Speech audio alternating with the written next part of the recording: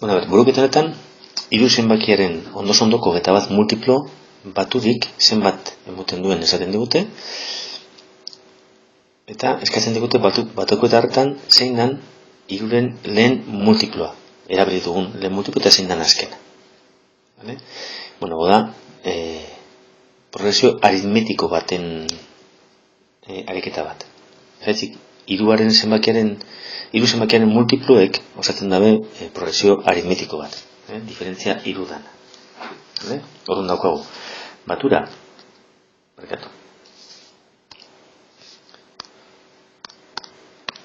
Batura. 21 gairen batura da 1260. Vale? Hau 21 lehenengoa ez dakigu zein da, baina 21 bakigu dala lehenengoa bat gehi 20 aldiz distantzia. Gehi 20 de.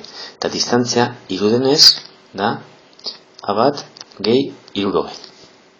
Vale? Baturaren formula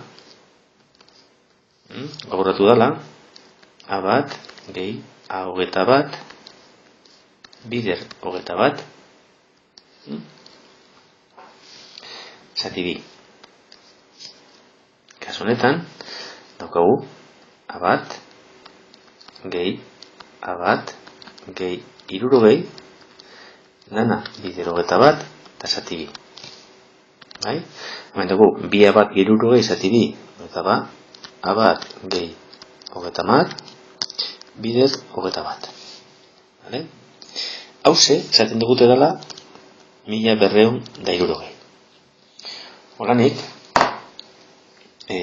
bakanduko dugu bat. Vale? Bat bakantzerakoa, geratzen da.